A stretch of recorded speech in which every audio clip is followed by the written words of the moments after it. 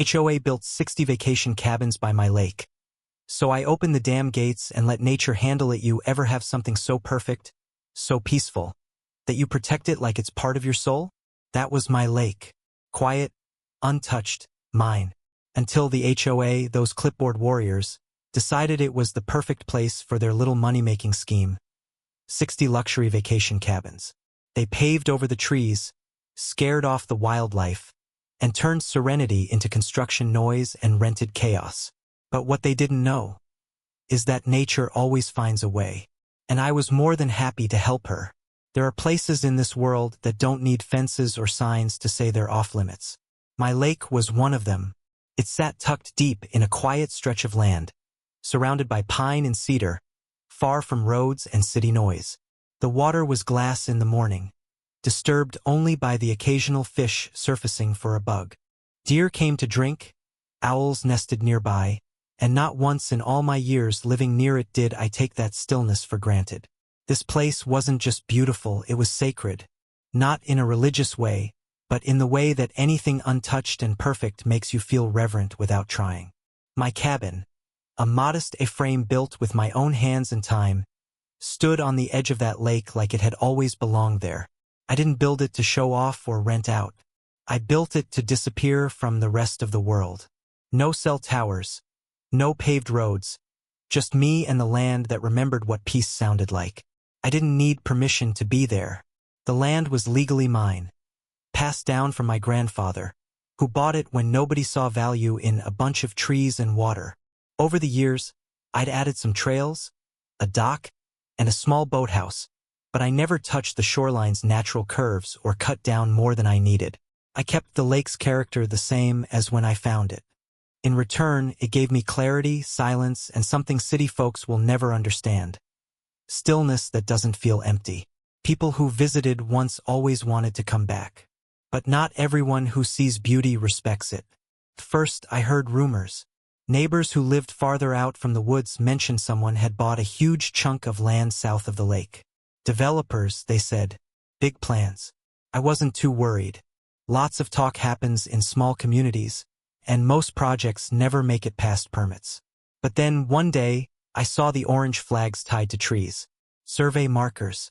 Dozens of them, all creeping closer to the eastern ridge. I hiked down to see for myself, and sure enough, metal stakes, flags, paint marks. That was the first time I felt it in my gut. Something was about to change, and not for the better.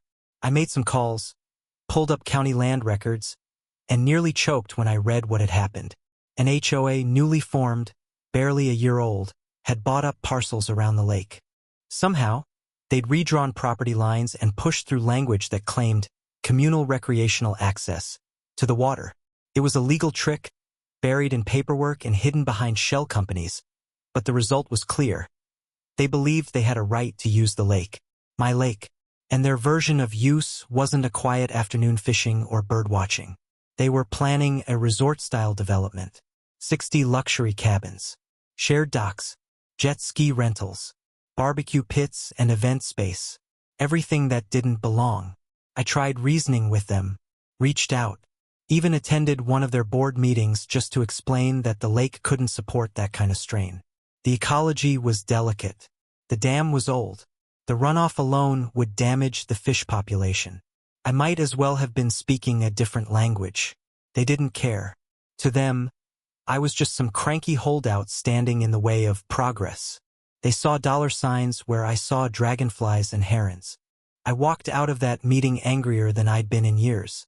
Not because they ignored me, but because they had no clue what they were waking up. Every day after that, I watched as trucks rolled in. Trees fell. Foundations were poured. Porta potties and cranes and piles of timber lined the once silent trails.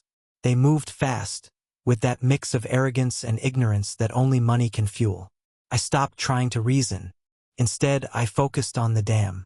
A relic from the 1940s, it was hidden under moss and vines, mistaken by most as just a stone wall holding back the shallows. But it worked. It always had. My grandfather used it to regulate the lake's water level during storm season. It had been sealed and rebuilt a few times, never entirely modernized, but it had one feature no one else seemed to remember: a manual release gate. And while the HOA focused on cabins and parking lots, I kept a close eye on the clouds. There's a special kind of arrogance that comes with bureaucracy disguised as community. The HOA didn't just show up with plans and proposals, they showed up with lawyers. Real estate sharks in tailored suits, blending in with smiling board members and shiny pamphlets filled with terms like eco-retreat and community enhancement. But beneath all that polished language was a quiet theft, executed not with bulldozers but with ink and paper. While I was watching trees fall and cabins go up, they were working in the background, reshaping ownership through zoning loopholes and twisted interpretations of old deeds. They didn't need my signature or permission. They just needed silence long enough to make their version of the truth feel like law. I first noticed something was off when a community access sign went up near the lake trail. It wasn't even near their land. It was posted on one of the smaller paths I'd cleared decades ago, one that led straight to a rocky overlook my grandfather used to fish from. It was always on our side of the line, always. I ripped the sign down, of course, assuming it was a mistake. But the next day, a new one appeared. This one came with a glossy map of shared amenities, and the lake was now labeled as Lake Serenity, open to residents and guests of Pine Hollow Estates. That wasn't just a name, they'd branded it. I went straight to the courthouse, pulled records. What I found made my stomach turn. Somewhere along the way, someone had filed amendments to the local plat maps. The new drawings showed the lake as part of a shared boundary between multiple lots now under HOA control. How did they do it? I found a string of acquisitions. Abandoned lots, back taxes paid off quietly, slivers of land bought from absentee owners who didn't know better. With just enough property stitched together, they pushed through a motion redefining the lake as a natural community feature, which, according to their language, granted shared access to every parcel owner under their governance. And with that, they claimed dominion over a lake they had no history with, no respect for, and no idea how to manage. I tried to fight it legally, brought my own paperwork, deeds, photographs, survey maps from before they ever showed up. But I quickly realized I was up against a system that favored polished presentation over truth. The county clerk gave me half answers. The assessor's office redirected me in circles. One official even said, "It looks like they have proper documentation, so unless there's a formal dispute filed, we can't act." And just like that, the burden fell on me to prove what I already knew, that they were stealing something sacred right in front of me. They weren't just content with access. They began reshaping the shoreline. Docks appeared, ugly prefabricated ones that jutted out like teeth. Gravel trucked in, trees stripped bare. I found a spot where they'd even poured concrete into a natural inlet to create a swimming zone. It was vandalism dressed up as development. And the worst part? They genuinely believed they were improving things. I overheard one HOA rep telling a group of new buyers that the lake had been underutilized before their arrival. Underutilized. As if the herons, beavers, and fish hadn't been using it just fine for generations. They sent me notices, claimed I was in violation of newly posted regulations regarding shared lakefront decorum.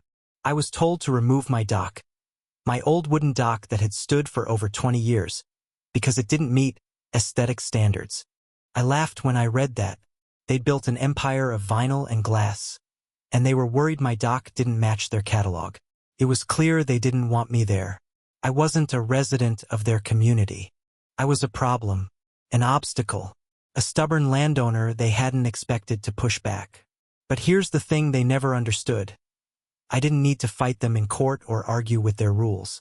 They'd built their kingdom on stolen ground and called it theirs, blind to the foundation they'd disturbed. I knew the lake better than any of them. I knew its patterns, its pressure points, its history. And more importantly, I knew something they didn't. That nature doesn't forget. And she's not as passive as they think. Ask ChatGPT, the transformation happened so fast it was dizzying.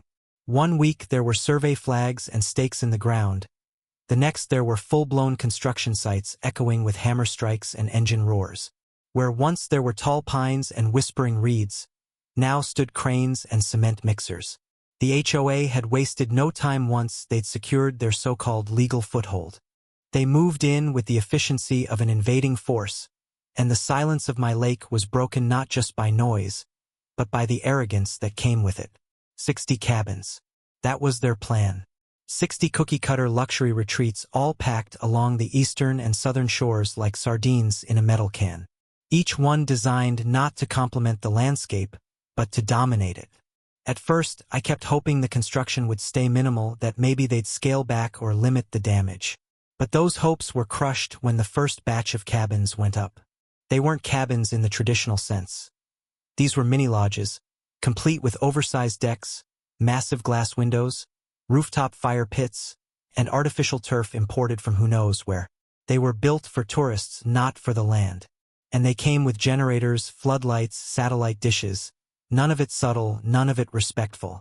Where once deer crept softly to drink, there were now barbecues blazing and Bluetooth speakers blaring country music at full volume.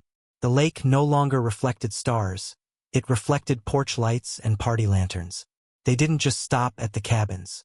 Roads were widened. Parking lots were carved out of what used to be dense brush. A community recreation center was thrown up on a ridge that used to house fox dens. Trails were flattened and graveled. Benches installed at scenic points that no longer felt sacred. Every square inch was commercialized. I found myself walking the perimeter of my property like a man guarding a shrinking island. Birds that used to nest near my boathouse were gone. I didn't hear bullfrogs at night anymore. The waterline had started to shift from all the unnatural runoff. I saw foam forming at the shallows, something I hadn't seen in decades. And the cabins weren't even done yet. The HOA sold these units like dream retreats. Reconnect with nature, their brochure said. As if nature still had a chance to exist with the amount of chemical-laced fertilizer they were dumping into their manicured lawns. They marketed kayaking and fishing experiences as if they had invented the concept. I saw paid guides lead groups onto the water in colorful plastic kayaks, shouting across the lake to tourists who couldn't tell the difference between a heron and a lawn ornament. And they didn't just invade physically, they tried to take over culturally. They renamed parts of the lake, putting up signs for Sunset Point and Whispering Cove. Names that sounded poetic but meant nothing. My grandfather used to call those spots the Flat Rock and Big Willow. The names were gone like everything else. One day I caught one of the developers explaining to a couple that they were improving a previously neglected area. Neglected, as if silence was neglect. As if leaving nature untouched was somehow irresponsible. I walked away before I said something I couldn't take back. But inside, something shifted. Watching those cabins rise up like a wall around everything I loved ignited something colder than rage. It was resolve. I knew they wouldn't stop. I knew they didn't care. To them, this was just another venture, another project. They'd already moved on in their minds to the next lake, the next piece of land to exploit. And when this place was used up, when the water turned green and the fish vanished, they'd blame the weather or the county or even me. But I wasn't going to let that happen. I knew something they didn't. Something old and buried and mostly forgotten. They didn't understand the full history of the lake. They didn't understand what held it all together. And they certainly didn't understand that they were building their little empire right next to a gate that had kept nature in balance for decades. A gate they didn't even know existed. But I knew it was there. And I knew what would happen if it ever opened. They thought the dam was nothing more than an old pile of rocks, a relic from another era, overgrown and forgotten. To most people, it looked like a decorative retaining wall, something accidental, maybe natural. But that dam was far from ornamental. It was the beating heart of the lake, the reason everything stayed in harmony. My grandfather and his brother built it themselves in the late 1940s, long before the idea of homeowners associations or luxury cabins ever polluted the area. It was meant to regulate the water level during the rainy season, to keep the lake from overflowing and flooding the surrounding forest. It was solid, hand-laid stone and timber, reinforced with steel in the 70s, and fitted with a manual floodgate system that most people would walk past without ever noticing. They buried the control hatch behind a false boulder. It was practical. It was quiet. And it worked. Growing up, I was taught how to maintain it. Not in a formal way, there was no manual or blueprint, but through quiet instruction passed from one generation to the next. I knew which chain to pull to lift the sluice, how much water pressure the dam could handle, when to lower the level during a long drought, and how to brace it before a heavy storm. No one else knew those details. Certainly not the developers or the HOA board. And even if they had known, they never would have taken the time to care. The idea that something natural needed tending, that old infrastructure had value beyond appearances, was foreign to them. They were the kind who built new things instead of understanding the old. I watched them pour concrete dangerously close to the spill zone. Their planners had no concept of drainage or natural flow. They altered the slope of the land and filled in a portion of the runoff trench to make space for more community lawn space. I warned them once, just once. I walked down to the site manager and told him plainly, "You're building where the lake empties during flood season. That dam is holding a lot more than you think." He gave me the same look people give when they're humoring the crazy guy at the edge of the party. I could see it in his face. He didn't believe me. Or worse, he didn't care. That moment stayed with me. Not because of his smug dismissal, but because I realized something vital. They genuinely didn't understand the risk they were playing with. This wasn't just about me being angry or territorial. This was about what would happen when a storm finally rolled in. Because it would. It always did. The lake had its own rhythms, and every few years, the rains came heavy and fast. That's why the dam was built in the first place. It had saved the land more than once.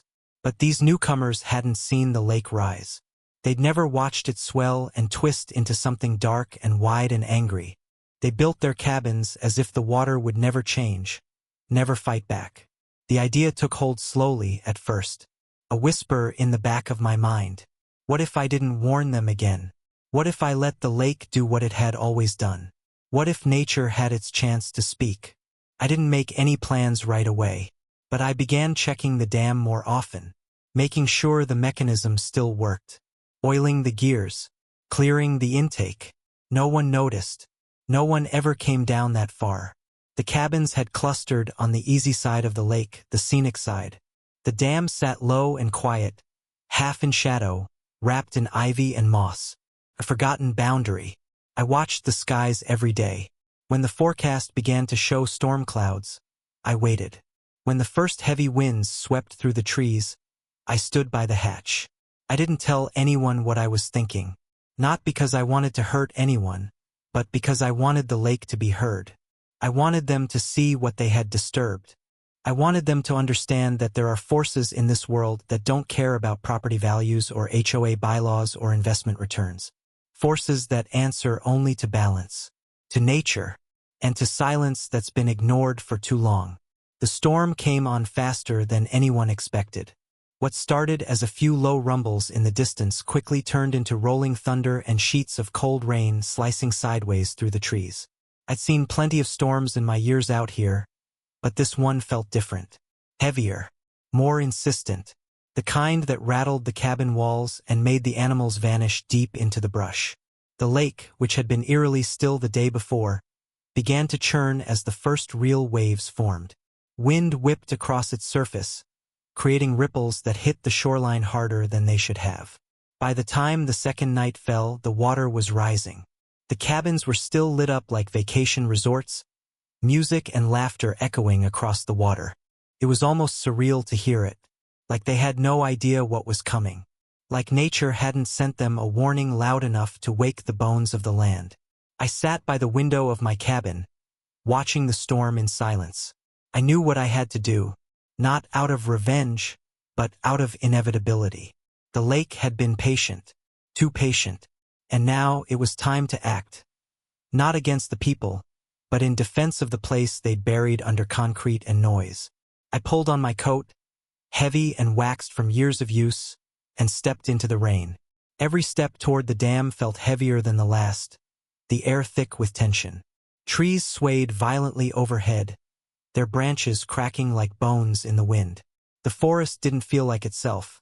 It felt like it had been holding its breath, waiting for someone to do the thing no one else could.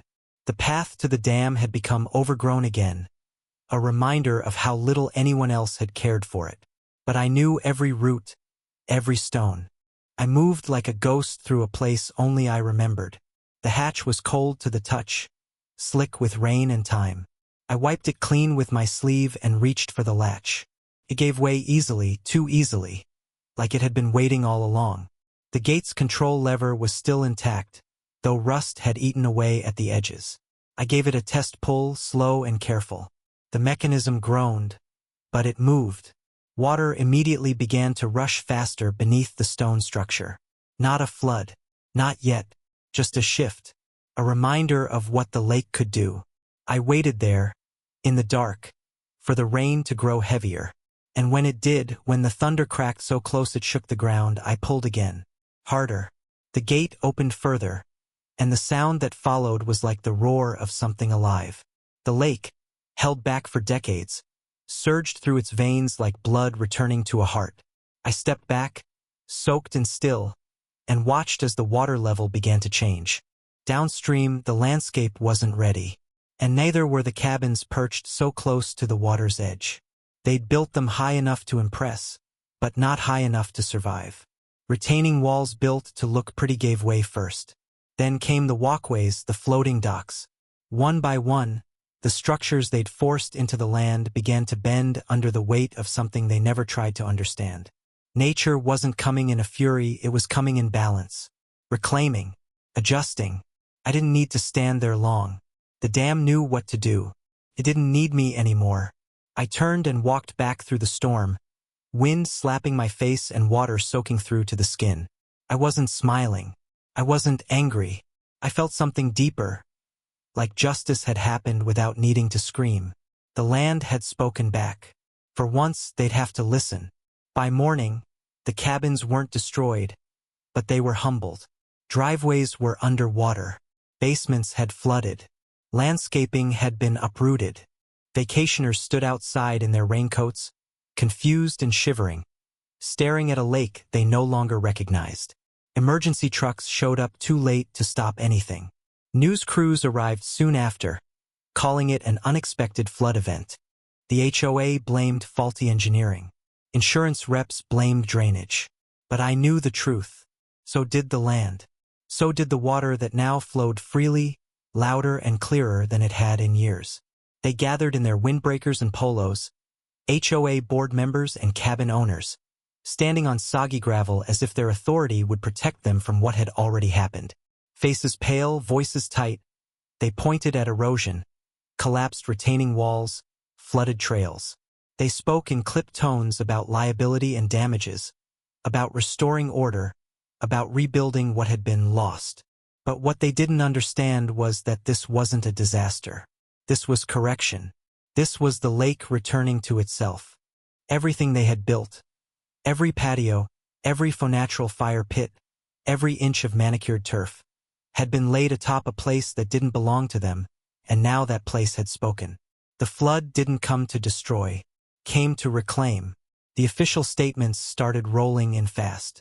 The HOA put out a memo blaming unforeseen drainage issues. The construction company blamed outdated county records.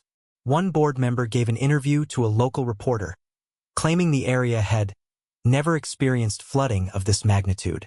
I watched it all from a distance, not gloating, not celebrating, just observing like I had always done. They called it a natural disaster. But it wasn't nature that failed to plan, it was them. They built on a lake they never studied. They poured foundations on top of centuries-old water routes, paved over marshland, sealed away the breathing room the ecosystem once had. The dam didn't break.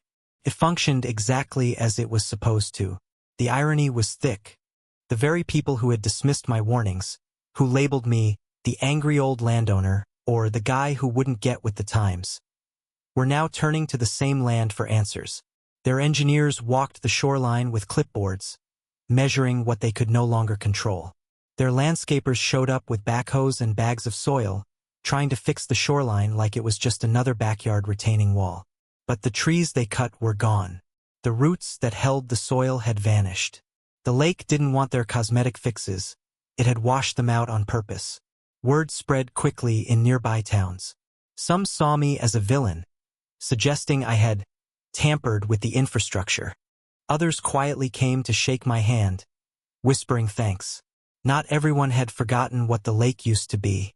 Older locals remembered when the area was a retreat in the truest sense. Quiet, wild, and untouched. They didn't mourn the loss of the cabins. They mourned the loss of what had been taken long before the flood came. For them, the lake's rising wasn't revenge.